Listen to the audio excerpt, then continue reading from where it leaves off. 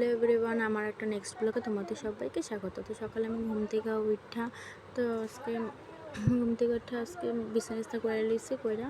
তারপরে বাবা আজকে শাক আনছিল, শাক আনিয়ে কাইটটা নিচ্ছে, কাইটটা শসা মানে একটা নিরামিষ তরকারি বানাইবো আজকে। শসাটা কাইটটা নিচ্ছে, কাইটটা দেখো শসাগুলো কাইটটা নিচ্ছে। তারপরে ঝিঙ্গাও কেন, ঝিঙ্গা দিয়ে ডাটা দিয়ে সব মিলিয়ে একটা নিরামিষ তরকারি বানাবো।